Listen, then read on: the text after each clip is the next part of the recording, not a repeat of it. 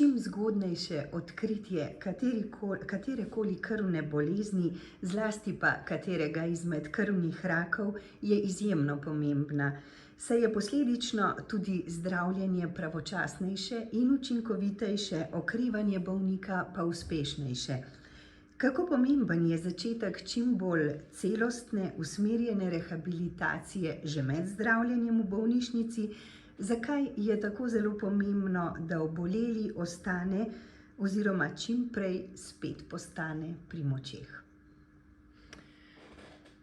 Torej, jaz že leta in leta govorim na ta način, da rakavo obolenje, kakršnokoli je že, ni samo bolezen telesa, ampak je bolezen celostno, če se drugače izrazim, tudi bolezen duha. In na vsak način moramo čim prej priti do diagnoze, da lahko začnemo zdraviti telo, ampak vzporedno s tem pa potrebujemo tudi drugo podporo.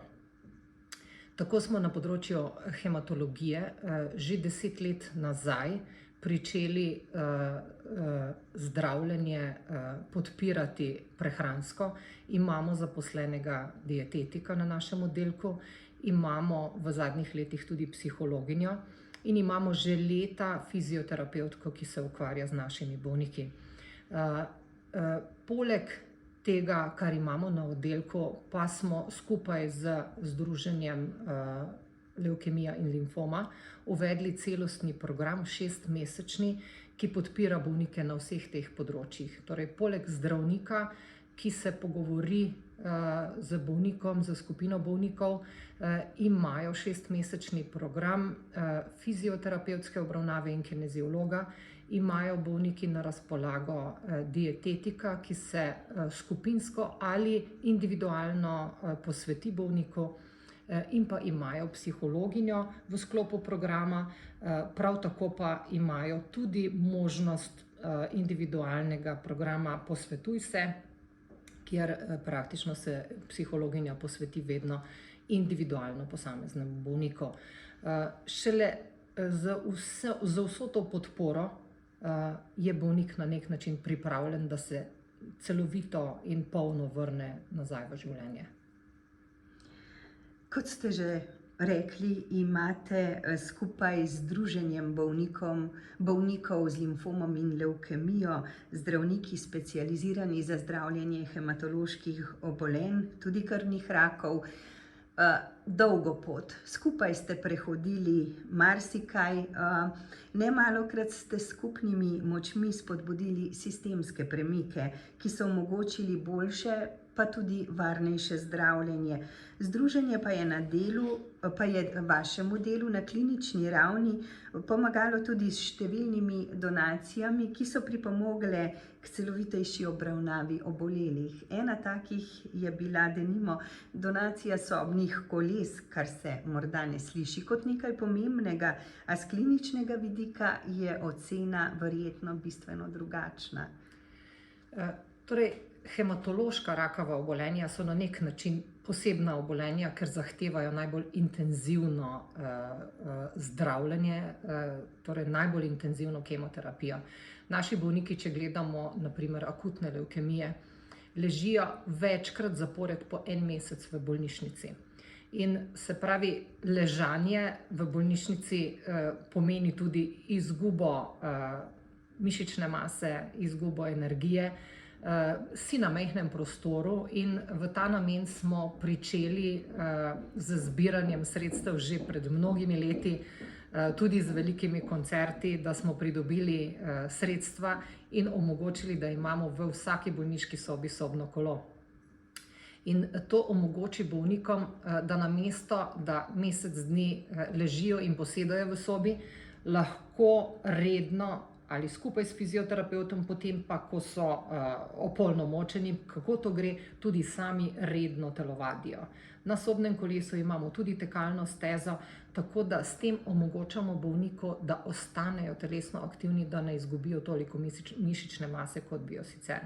Tako da to je en zelo, zelo pomemben vidik, da na koncu zdravljenja mesečnega ali pa po večjih krogih po večjih ciklusih, mi rečemo, zdravljenja in na koncu mnogokrat še po presaditvi krvotvornih matičnih celic, niso tako izčrpani, kot bi bili sicer.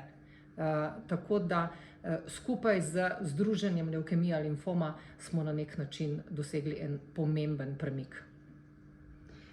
Kateri pa so morda ključni klinični izzivi, ki bi jih izpostavili in so danes pri celostni obravnavi bolnikov morda moteči, morda povzročajo kratke stike, vas kot zdravnike puščajo nemočne? Tu vemo, da so nemalokrat za to krivi sistemski kratki stiki, razlogi pa so tudi drugi. Kaj bi v tem smislu izpostavili? Torej, uvedli smo to celostno obravnavo na oddelku in poleg tega imamo ta 6-mesečni program skupaj z Društvom bolnikov levkemija limfoma, vendar pa je potrebno ta program uvesti v zdravstveni sistem. To je bistveno, da se ne borimo vsako leto za sredstva, ki omogočajo, da nam ta program dejansko deluje. Na področju kardiologije, če se spomnimo, je program rehabilitacije že leta na razpolago. In kljub temu, da so današnje oblike zdravljenja bistveno hitrejše in učinkovitejše, ta program še vedno deluje. Na področju rakavih obolenj pa nismo bili skozi zgodovino tako uspešni, da bi ta celostni program rehabilitacije uvedli v redni zdravstveni sistem. Tako da to je tisto bistvo, ki nas še čaka za bodočnost, da omogočimo vsem bolnikom to vrstno rehabilitacijo. Vključeni smo v državni program obvladovanja raka, vendar pa se mlini vrtijo zelo počasi.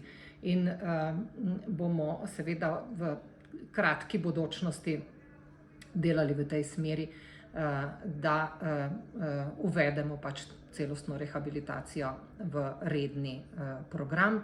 Mnogi bolniki se po svoje niti ne zavedajo, mnogi rečejo, kako psihološke podpore ne rabijo, saj imamo družino. Ampak kakor povedo bolniki, ki gredo čez naš program, je to nekaj tako pomembnega, da slišiš probleme drugih bolnikov, da jih ozavestiš in da vidiš, da nisi v teh problemih sam. In da vidiš, da so stvari, ki se ti pojavljajo v glavi, nekaj povsem normalnega tudi za druge bolnike. Tako da slišati probleme, jih nekje, se pravi, predebatirati z psihologom, jih predebatirati z drugimi strokovnjaki našega področja, je za takšno bolezen zelo pomembno in na koncu seveda dobimo bolnike, ki so pripravljeni, da se vrnejo v svoje službe, v svojo redno poklicno pot, povsem zdravi in v redu. Tako da to je tudi za sistem v naši državi zelo pomembno, ker bolnikov je vedno več.